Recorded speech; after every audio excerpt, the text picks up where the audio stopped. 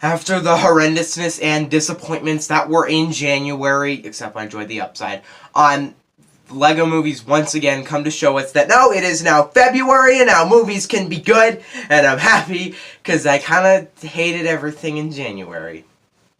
Here comes the money. Here we go. Money talk. Here comes the money. Money, money, money, money. Dollar, dollar. Dollar, dollar.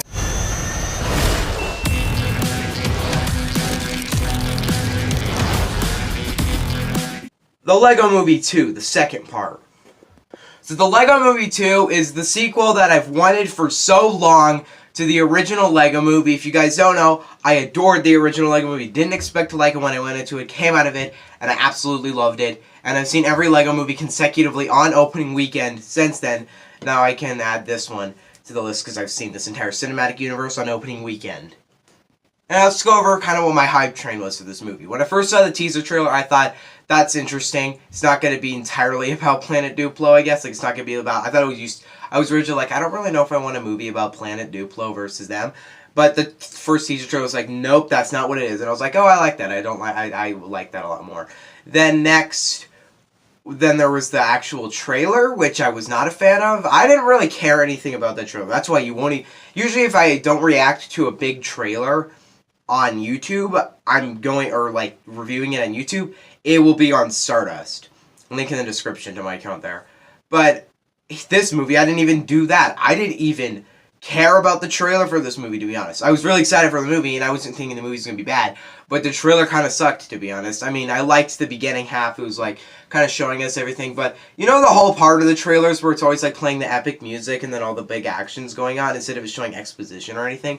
Yeah, that part of the trailer was really bad because it didn't even have action. It just showed everyone dancing and being happy. And I was like, this is going to be, like, a G-rated Lego Movie sequel?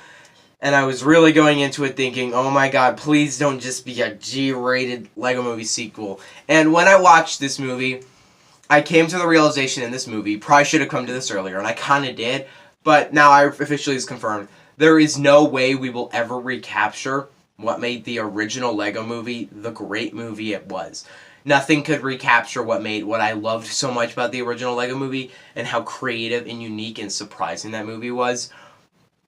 But we can still have a pretty great film that has a good message by the end and is funny and understands what the original Lego Movie was. That is what Lego Movie the second part is. I really liked this movie. In fact, I might even say I loved this movie. I loved its messages. I loved its characters. Again, all the characters were great to see again. I loved the comedy. This is a great movie. See this movie. It's great.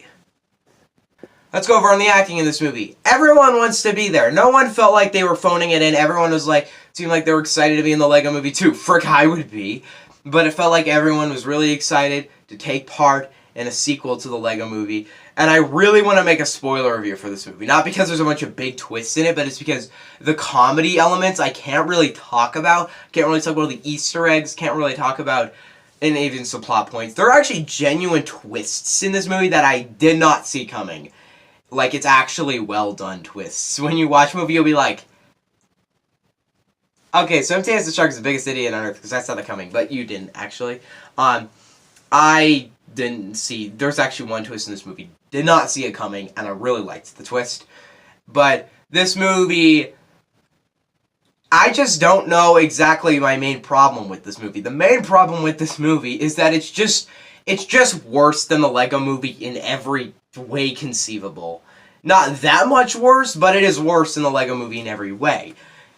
Granted, it does almost everything the original Lego Movie does, just a bit worse. That's basically how I describe this movie. Just the Lego Movie, but a bit worse. And that's not to say it's bad. And I'm not saying, oh, you should just go watch the original instead. No, because you don't want to watch the same thing over and over again. So go see Lego Movie 2 so you can actually get to see some new, interesting, and good comedy. And good characters, I guess. Another thing that bothered me about this movie, it's not a problem with the movie as a whole, because you don't know what's going to land or not, and this is really subjective, but I never burst out laughing in the movie like I hoped I would. I laughed pretty hard a couple times. That's probably the hardest I've laughed since Ralph Breaks the Internet, because I was laughing really hard during that movie, but I've not laughed as hard as I did. Like, this movie made me laugh a couple times, some really cool references. There's one reference in this movie. I loved it, and I can't wait to talk about it in my spoiler review. That is so vague. There are so many references in this movie. Like, it is hilarious, and I loved it. And I also, if you're a movie fan, like, if you're a fan of the way movies are made and whatnot, you'll get a lot out of this movie as well. There's a lot of jokes tying into that, and it's funny. Oh yeah, so if you haven't seen the original Lego Movie, I have a review for it, and don't watch this review, because it's going to be spoilers for Lego Movie. Granted, we're already 5 minutes in. I haven't mentioned that yet. But there will be spoilers in this review for Lego Movie 1. Well, how was the whole Mad Max thing in this movie? Because when you saw the teaser trailer, you were like, ooh, Mad Max kind of thing. And it was really funny in this movie, because, fair warning, haven't seen the original Mad Max trilogy. I know I'm a terrible person for not doing that. I've seen Fury Road more than once, but I've never seen the original Mad Max trilogy. You might be thinking, wait, so he loves Fury Road so much, but he hasn't seen the original Mad Max trilogy? I saw Fury Road. I didn't ever really care to watch the originals, because I was like, oh, what made Fury Road so great is that it was such a well-made movie from 2015, not from the 80s and 90s.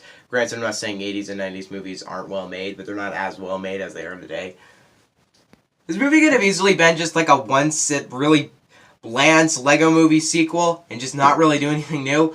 But I liked how the directors and the writers, and I was really scared going into this movie because I was like, wait, the directors are different? I don't know. There's something about the original Lego Movie that you can't recapture without the directors, but they're the same writers. And I guess the directors are only directing the visual representation of the movie, not the writing representation. And I guess they're directing the movie that everything in the movie that isn't the writing is the director's thing.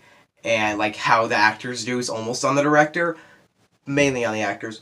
But I did notice that there were different directors. It didn't feel like it was the same type of movie, which bothered me a couple times because I was kind of like, this is not the same sense of humor. This is not the same style that the original Lego Movie did. There's one joke in this movie that they kind of take from the original, and I didn't really laugh when it happened in this movie because I don't exactly think they understood what made it so hilarious in the original Lego Movie.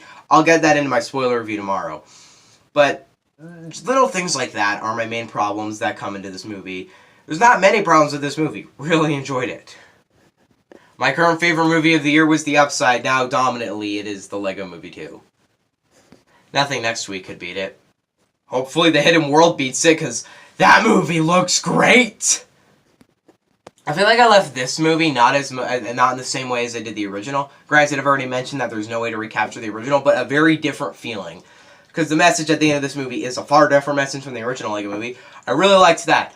It's not a bad message. In fact, it's a very smart message that you don't see a lot of times in movies. When you, like, really on the surface, it looks like it. But if you really think about the message, you don't really have to think of it. You just have to think for a bit, and then you'll be like, oh, that is a really different message. And I did connect with the message. Everyone, I'm not going to spoil what demographic will get the message until my spoiler review. But most people, not everyone, because that's physically possible, but most people will probably relate to this message. And I definitely relate to this message, so I really liked that. Oh, another thing. Remember when I said in my Lego Ninjago movie review where I was like, if they don't do... Oh, by the way, that review was dominantly my most successful Lego review. Didn't expect that. Anyway, I said in my Lego Ninjago movie review that I was going to burn the studio down for making it not all Lego. And if they don't do it in the Lego Movie 2, I'm burning the studio down. Well, they did. They did make the entire movie Lego. The entire movie is Lego. Again, there might be a couple like Steam effects or something like that, which though do bother me, but it's not like just the water is Lego or is not Lego or something like that. No, the water is Lego, the movie is Lego. Maybe I didn't catch something. I'm probably going to go see it again eventually. Not this weekend, definitely. But the actual representation of this movie worked, and I was happy that they made it all Lego again.